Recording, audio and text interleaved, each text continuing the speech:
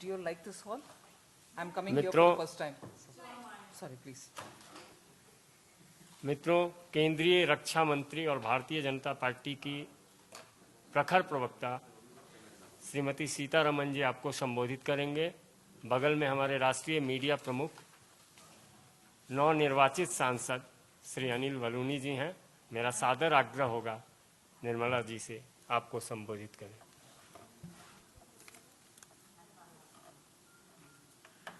Namaskar. My first press conference in this party as a party worker in this new building. So welcome again to you all. We are meeting, you can hear me? Yes. We are meeting in connection with or in the backdrop of the two-day Mahamanthan, the so-called Mahamanthan, the plenary of the Congress. There are several points on which I wish to respond and in fact raise questions. They are derived from the political, the economic resolution, and also from these speeches of the eminent speakers. And therefore, it's going to be a mix and match response from my side. But of course, essentially taking from all the comments which have been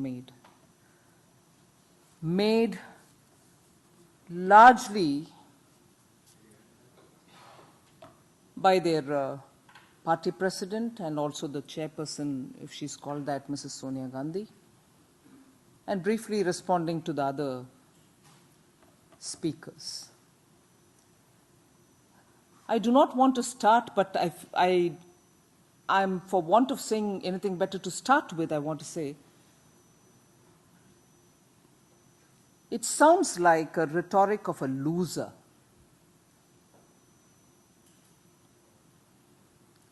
Devoid of substance.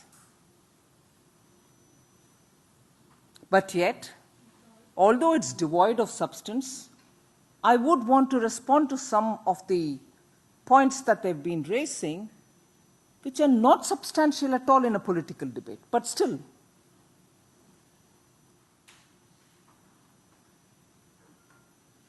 Kaurava and Pandava. And who are the Pandavas? Who are the Kauravas? Look at this. Who's deciding on the Congress to be the Pandavas? A party which in this free, independent India imposed the emergency, has been solely responsible for the Sikh riots, anti-Sikh riots after the Blue Star, after Mrs. Indira Gandhi's death. A party which had to be thrown out of power because they were clearly involved in about 12 lakh crores of corruption, which are at various stages in different courts. If this country is saddled with a problem in Kashmir, thanks entirely to Congress party. Which party during emergency had made newspapers print front blank pages, black columned pages, completely locked up everybody in the prisons, opposition party, media, in all capacities, media persons were all put in behind bars.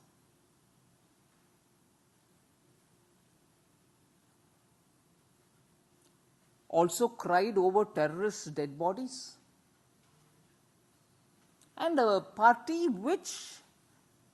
whose president today says, I go here, I go there, I also go for mandir and masjid and everything, who questioned the very existence of Sri Ram. As you would say it in Hindi, astitva, Ram ki astitva. You question, and this party chooses to be called, labels itself Sri Ram, Pandav, a party which questioned the fundamental existence of Sri Ram, today wants to be identified with the Pandav. And even worse, It's a party which chooses only to mock at the Hindus and Hindu rituals always. Even today, they didn't lose out on an opportunity. In the little episode that he narrated about, he went to a Congress pundit and a BJP pundit, asking the meaning of rituals, chooses to make a mockery of Hindu rituals. Never lose an opportunity to hit at the Hindus. Never make a mockery of, never lose a chance to mock at the Hindu rituals, Hindu beliefs. I can only say with a certain sense of, treat this as a light-hearted comment for the way in which they seem to go abysmally low in making a mockery of Hindus. I can only say he should not go to quacks. He should probably go to pundits who know something about Hindus. The chosen quack or pundit that he chooses to quote has asked him to put a gold plate on the whatever wall or something, the narration that he gave. Never lose an opportunity to mock at Hindus. Congress party, now the president also does it, and the president of the party quotes a quack of a pundit to whom he went. Anyway, I think he should not go to quacks. He should actually search for good pundits. Again, they never lose the opportunity to hit at freedom fighters. Do they? Any time an opportunity arises, they would, because they would like to keep their family high as the only ones who got the freedom for India, hit at everybody else. And Veer Savarkar tops the list always. Veer Savarkar and his ideology and his sacrifice, even if you don't appreciate it, at least don't downcry somebody who has been in the Andaman cell. And we all remember how, with a very concerted effort, one of their ministers went to Andaman to even remove the plaque which was kept there. Hit at the freedom fighters at the minimum available chance, because no one else who fought for freedom should be well known in this country except for the Congress First family. They've gone by their usual formula. Identify themselves with the religion because you need the votes. Identify with mocking Hindus because it doesn't matter. You have to appease only some other sections and not the Hindus. But want to identify with Pandavas although you don't respect or regard the existence of Lord Sri Ram.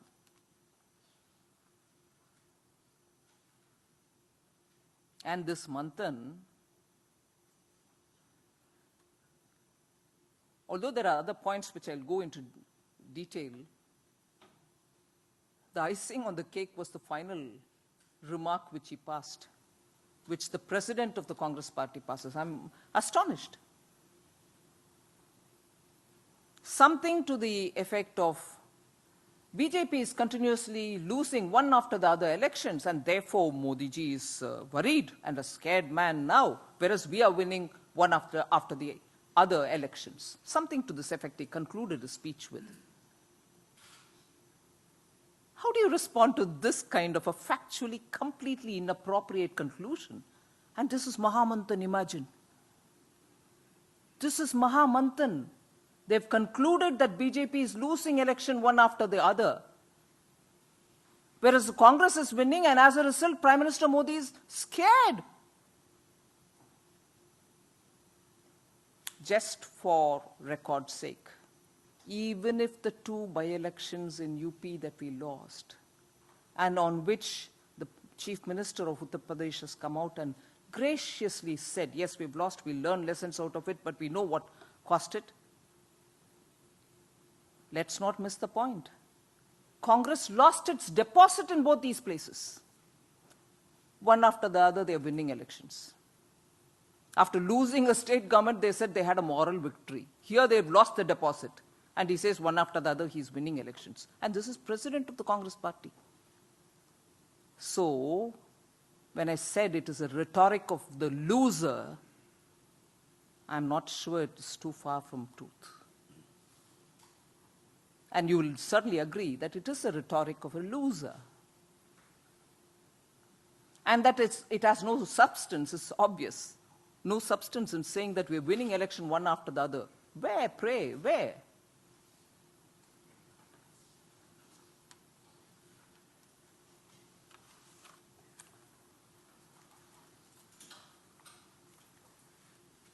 One other observation, which is again surprising, I mean, like this is audacious, totally with audacity I like to speak everything which is far removed from truth.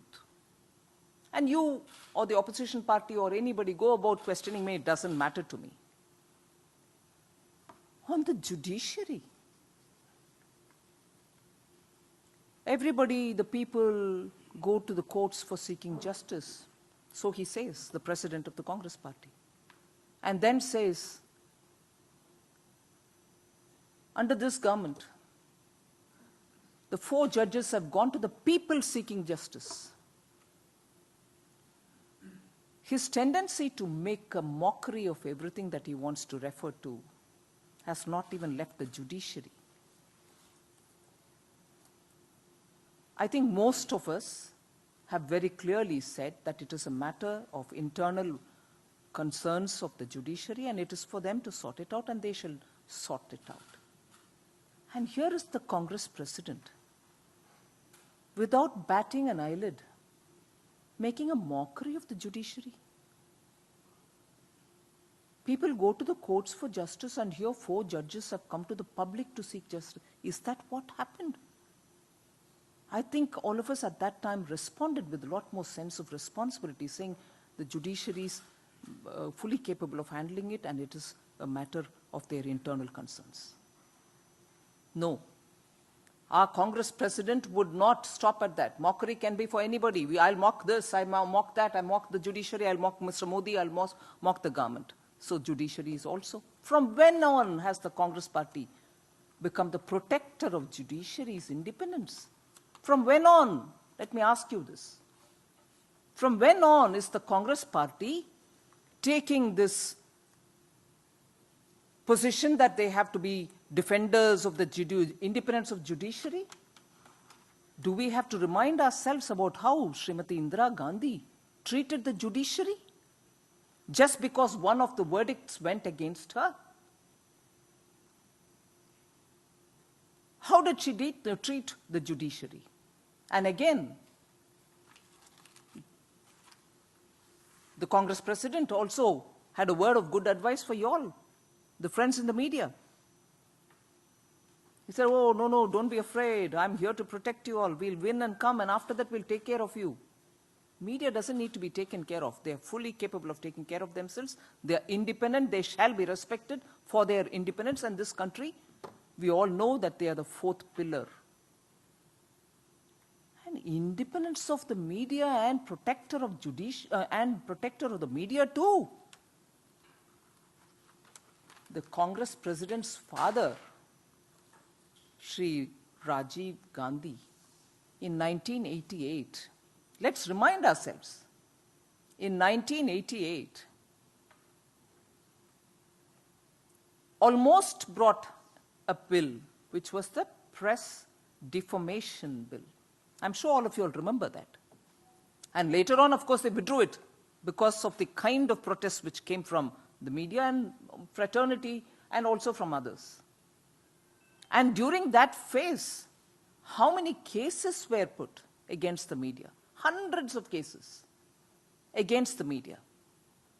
And Mrs. Indira Gandhi mocks the judiciary, curtails the independence. Rajiv Gandhi brings in this Press Defamation Bill, has several cases put on the media, but today, the grandson and the son of Indira Gandhi ji and also Rajiv ji talks about protecting the judiciary, taking care of the judiciary's independence, and also trying to protect the media, saying, don't worry, I'll come to power and take care of you.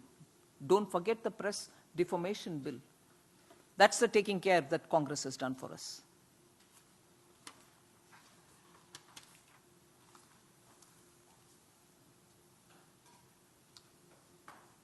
On farmers' distress again, A very easy statement, oh, farmers are in great distress, we'll come and give you farm loan, because that one farm loan waiver of 2009 brought them back to power. Post which the stories which the farmers have said, it was so badly designed a farm loan waiver that people who had received the waiver after that became disqualified for getting further loans. Tempt them with it again, because it's election time, you want the votes. You don't want to solve the rural distress or agrarian crisis, which is nothing but thanks to the rule of the Congress party. Year after year, amounts were spent, but nobody knows where it went. No concrete addressing of rural distress or agrarian crisis during their rule, whether in the state or in the center. And today they have a suggestion to give, oh, agrarian crisis, nobody's taking care of it.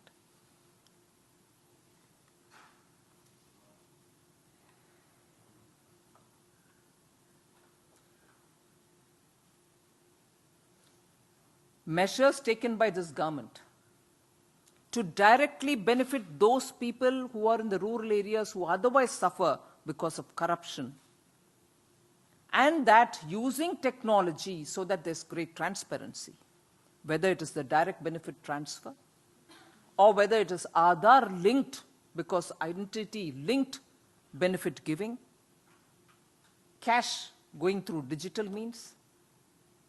The Congress party is against technology. Otherwise, even questioning the EVMs at this time by the party. They want the ballot paper system. At a time when technology is making it simpler, more transparent, here is a party which is against this because they do not believe in transparency at all. And if they're really talking about rural distress, agrarian crisis, what solutions has Karnataka given? What solutions has Karnataka given? Has the Congress president reviewed the farmers' suicide in Karnataka? No, he has an advice for the rest of the country. Double-digit growth has been achieved in BJP-ruled states, Madhya Pradesh, Gujarat, where farmers have been given better rate and the kind of MSP based and MSP plus some bonuses which Madhya Pradesh is giving for farmers. No other Congress government has even conceived of such things. But no, we will talk about farm loan waiver. Technology frightens the Congress party. That is why they're constantly against everything which is being brought in to benefit the people openly, because pilferage is not possible. And we like pilferages.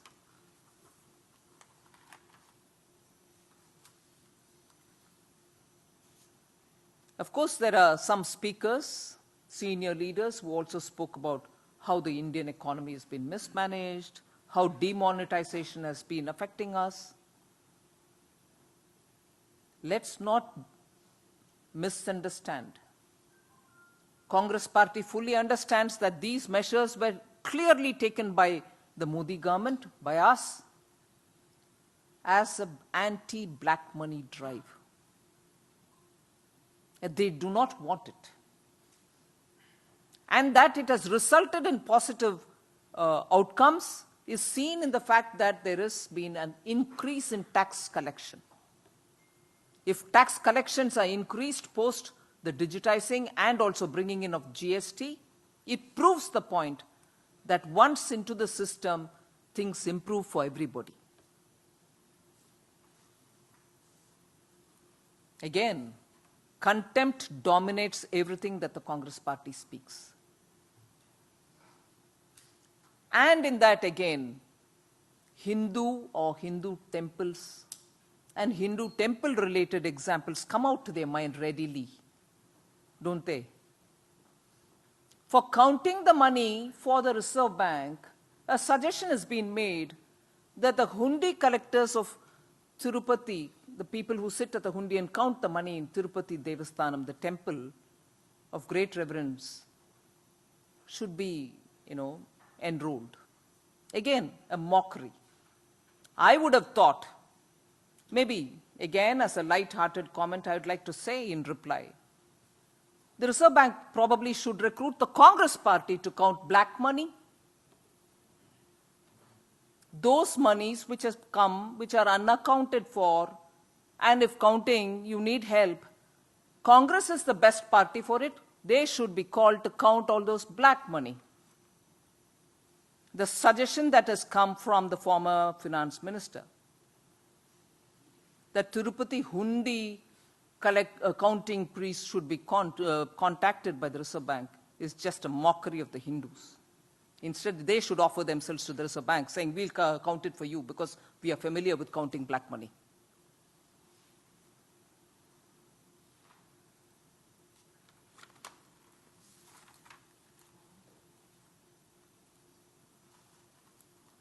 On the GST, a selective cherry-picking account, a World Bank report, which has so much more to say and good things to say about India, is chosen to be picked up again to say India, after Pakistan and Sudan, has the second highest rate. And they chose a wrong one to comment upon this government. The rates are determined by the GST Council, and in that, finance ministers from all states, inclusive of Congress-ruled states, communist-ruled states, regional parties-ruled states, are sitting and determining the rates. And all of us know food or petroleum, diesel, nearly 50% of those goods are not even there. But second highest, as though it is put on food items also, as though it is inclusive of the essential commodities also. Amazing how, in spite of their finance ministers also being a part of the council, their inputs are also not being taken by the Congress president when he comments. Cherry-picking on a World Bank report, which has actually said it is a harmonizing tax, the GST is a reformatory tax, and because of that, India is better off. No, we don't want to pick on those lines, we'll only pick on this line. And in that line, forgets the fact that the rates are determined even by their own ministers who are sitting in the GST Council. I won't take much of your time, but there are very importantly 3 points on which I want to elaborate.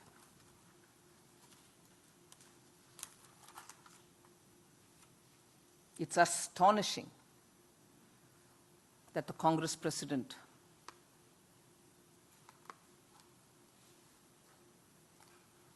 chooses to name the president of Bharatiya Janata Party, Shri Amit Shah, and says he's a murder accused.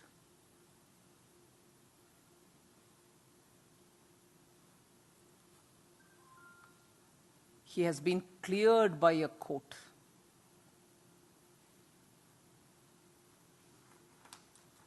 He's been cleared by a court. The charge does not hold, even though the charge was as a result of a complete conspiracy by the Congress party, a conspiracy and a fraudulent one at that,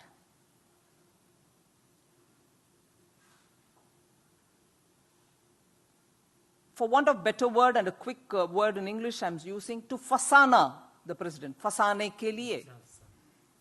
Jan Saj, thank you. It was just that. It was a conspiracy based on fraud, and you accused him of a murder, which actually has been cleared by the court. He's been cleared by the court, and after that you continue to say this? Like the way you would say about Veer Savarkar, repeat the allegations against RSS. Just by repeating, it'll be, somewhere it'll stick. But this is a fake and a false and a motivated campaign. And by who, pray? Let's not miss that. And by who is this charge?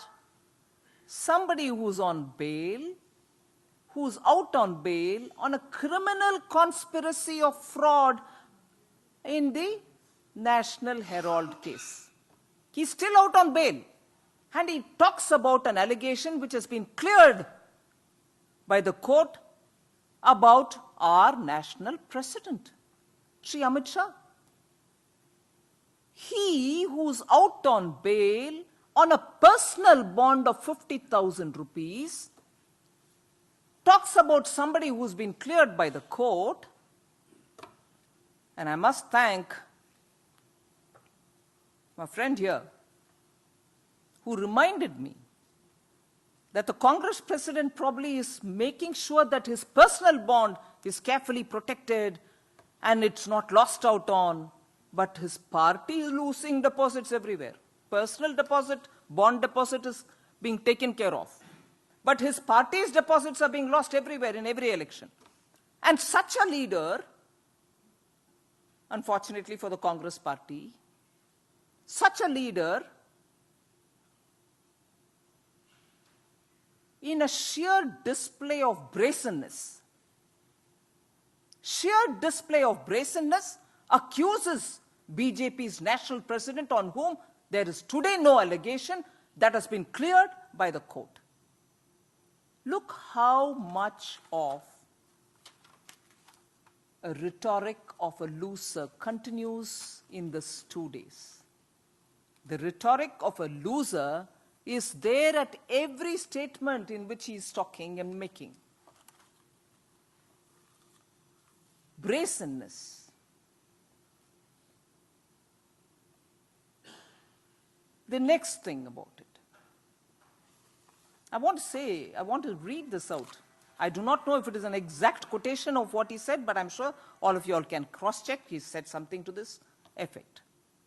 It is interesting that the man who looted banks, Nirav Modi, shares a similar name to PM. And the most corrupt man in cricket also shares the same name with Modi. Substantial, you think? Name sharing is enough. Name sharing is enough. And today, if I have to go by the same count, the Congress president is sharing the name of the father of the nation when he is out on bail. Does that in any way touch Mahatma Gandhi? I'm not comparing anybody with anybody here. Don't immediately conclude, oh yes, the BJP spokesperson, now unfortunately also for your reckoning, a minister is comparing Modi with Gandhi. No, I'm not doing that. If only sharing the name is something which you want to use, you're sharing the name of Gandhi. I don't know if the spelling is right. That was a Gandhi and this is a different kind of Gandhi, I'm told by some people. You're out on bail. And because name sharing, I read that sentence for you all again. It is interesting that the man who looted banks, Nirav Modi, shares a similar name to PM, and the most corrupt man in cricket also shares the same name as Modi. Modi symbolizes the collusion between India's biggest crony, capitalists, and the Prime Minister of India, said the President of the Congress. What do you take this for? The national president of a Congress party speaks like this? Astonishing. And about a Prime Minister who during his entire tenure as Chief Minister and the 4 years as Prime Minister has not had one whisper of corruption charge against him. A Prime Minister who's led this country with clean government, which is being appreciated all over the world. India, which had become a country where decisions were all influenced by red tape, nepotism, is able to give a clean government for the last 4 years. And by this kind of a statement, what are you trying to attribute? Responsible politics or what? And finally, friends, in fact, much before I go to the last point of clash of ideologies, he says. Clash of ideologies. What is Congress Party's ideology today? What is Congress Party's ideology today? Where do they stand on issues? They seem to be supporting the Desh ko tukde tukde karenge band of people. Rahul Gandhi, the president, now president of Congress Party, went to the JNU to stand along with separatists and their friends, and who came with a nara, is desh ko barbaad karenge, tukde tukde karenge, and you express support to them. Is that your ideology? And if that is your ideology, you're talking about clash, people of this country will ask you. Friends, eventually we should understand that it is the 48 years of misrule of Congress, either directly or through remote control, versus the 48 months of clean, committed, and absolutely for the welfare of true India, new India, that the government is running today. 48 years of misrule versus 48 months of great rule by the BJP, led by Modi ji. If for 48 years of misrule, all the allegations are being thrown at the BJP, which is striving hard to give clean administration in 48 months, the Congress Party has a long way to go to prove all that they've done for this country. And this kind of a language of a loser, rhetorical language of a loser, is not going to take them anywhere. Name calling is not going to take them anywhere. Pretentious support to judiciary or media when your history and your record shows differently doesn't even give you credibility. So the Congress Party's Mahamanthan, based on the series of victory that they are imagining for themselves, having lost deposits, and accusing the BJP, which actually is winning, saying you're, बार बार लगातार हार कर आप हार सामना कर रहे हैं, just shows how this Mahamanthan resulted in nothing but fakery. I want to end by saying the Congress Party has stuck to its agenda. And that agenda is to peddle fakery. Let's not forget, there are 7, 8, 9, 10 cases that I can give you, probably even a compilation of about 13 cases I can give you where they've given fake stories. Fake news, fakery. They've kept on with fake news and fake stories. And they peddle them with sheer impunity. One such which doesn't leave my conscience is during the demonetization, they showed an ex-army man, I think, standing in a queue and crying. They peddled the story in spite of that very ex-army man telling, Baba, it wasn't anything at all. Somebody stepped on my foot and I screamed saying pain in my leg. He has come out himself to say it. And in spite of that, the Congress Party peddles that as even an ex-serviceman suffered during demonetization. I can give you many more such. I'm sure Anil ji can share at least 10 more cases of where fakery has been promoted by the Congress Party officially. Some of the president's own tweets show them. So a party which has lived over these kind of fake narratives, coming up with nothing substantial during their 84th plenary, should be reminded as to how people of India will know who the Pandav and who the Kaurava are. So by their own sticking a label on their forehead, nobody is going to buy their fakery. Thank you.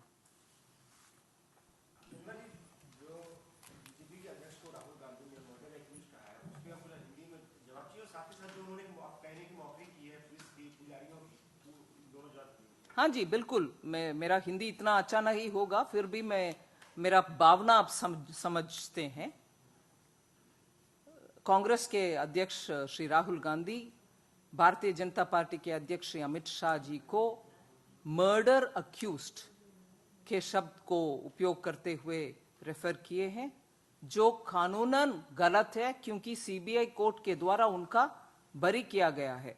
that has been removed, that allegation has been thrown out. हाँ, वैसे भी वो allegation भी एकदम fake है और fraudulent है, conspiracy है, जालसाजी है। उनको फंसाने के लिए कोशिश हुआ, जो कोर्ट के द्वारा आज सफाई भी आ गया है। मुझे ये कहने में संकोच नहीं है कि कांग्रेस पार्टी के अध्यक्ष जब कोर्ट के द्वारा फैसला होने के बावजूद भी बीजेपी को अध्यक्ष को ऐसे अभी भी वो एलिगेशन डाल करके बोल रहे हैं, तो ये अंग्रेजी में तो इसको मैं ब्रेजन बोलूंगी, हिंदी में आप ढूंढ लीजिए उसका उचित शब्द। और ये एलिगेशन बोलने वाले कौन है? जो खुद उनके मां और माताजी और वो दोनों पर्सनल बॉन्ड में बेल में बाहर घूम रहे हैं, वो भी क्रिमिनल कॉन्स्पिरेसी नेशनल हेराल्ड के केस में 50,000 का बेल, पर्सनल बॉन्ड दे करके बेल दिया गया उनको।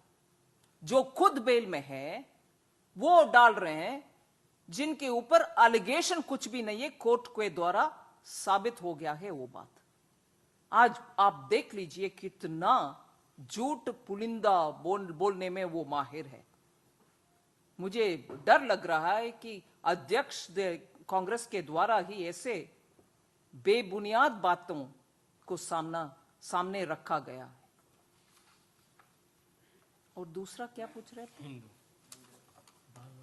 नहीं, मंदिर नहीं, वो उनके भाषण में कुछ बार हिंदुओं को, जो लगातार कांग्रेस पार्टी तो करते आते हैं, मगर अभी भी इस मौके में भी 84th प्लीनरी में भी, महामंथन के समय भी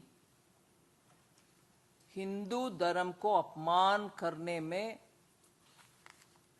दे डिराइव प्लेजर, उनको अच्छा लगता है।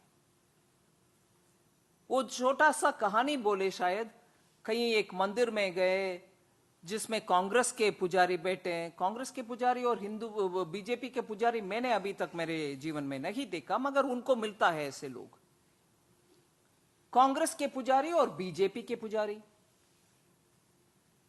और उनके कहानी बोलते बोलते ये बात बोले कि वो बीजेपी के पुजारी इनको मिला, जो वो बोले कि उस गुंबज को कुछ या उस दीवार को कुछ सोने में लपेट लो, आप प्रधानमंत्री बन जाएंगे, ये ऐसे कुछ बोले हैं। हिंदू धर्म को मॉक करने के लिए, मजाक उड़ाने के लिए उनको कहानी मिल जाता है। मगर मैं उनको वो एक सुझाव देना चाहती हूं, कम से कम अभी से ढूंढने में अच्छा पुजारी को ढूंढें जो फेक नहीं है, जो अंग्रेजी में बोलते हैं इज नॉट हाँ फ्रॉड और व्हाट एवर, फेक पुजारी को कुछ बोलते हैं ना, क्वैक्स। हाँ, फर्जी पुजारी को ढोंगी पुजारी को ढूंढना नहीं है, अच्छे पुजारी को ढूंढ लो भैया, आपको सच बोलेंगे शायद। ये क्वैकरी के पास जाकर के बात बोलने में भी हिंदुइज्म चाहिए, मजाक उड़ाने के लिए। बार बार हिंदू धर्म के का अपमान क्यों करते हैं कांग्रेस? अपीसमेंट का दूसरा, the other side of the coin. Okay, thank you.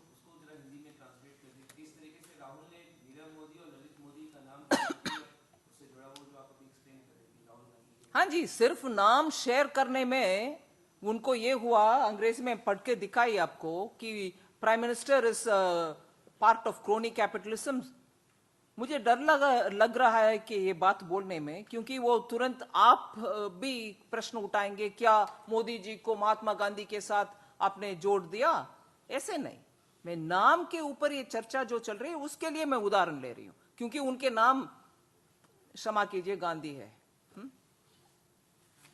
Gandhi के नाम पर अगर आप शेयर कर रही हो नाम, आप बेल में क्यों है जी? पिताजी इस देश का महात्मा गांधी के नाम है ना, कम से कम उस नाम को आप रख रही हो, बेल में ना होना चाहिए, साफ सुथरा रहना चाहिए। What kind of a fake commentary is this? इसीलिए मैं बोल रही हूं, this is a rhetoric of a loser.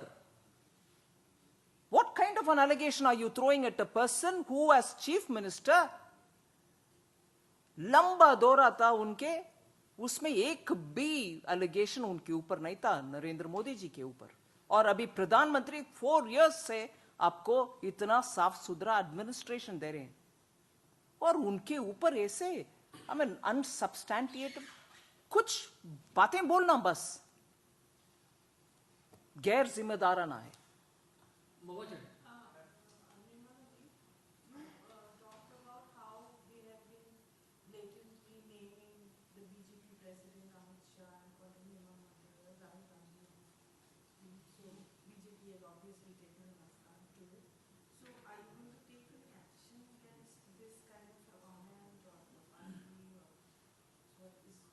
Well, this has just happened. I've come immediately after the Mahamanthan. So, let's see. Rahul ji ने बात की है कि अमित शाह और जय शाह के रिश्तों को जोड़ के युवाओं को धोखा देने की बात की है, तो इस पर आपका क्या कहना है? युवाओं को धोखा देने नेशनल हेराल्ड के विषय में वो किन को धोखा दे रहे थे, वो जवाब देने के लिए पहले बोलो। और दूसरा, अगर इस विषय के ऊपर हमारे मन में कुछ संकोच था, हम क्यों कोर्ट में पहले जाएंगे? आ जाओ जवाब देने के लिए, उधर कोर्ट में साबित करो, उधर पूछने वाले प्रश्नों को जवाब दो। इसीलिए अमित शाह जी और उनके सुपुत्र कोर्ट में खुद अपने बयान लेकर के क्यों पहुंचे? क्योंकि उनको मालूम है कि वो मन स्पष्ट है और उनके ऊपर आरोप लगाना भी डिफेमेशन के ये तुल्य होते हैं।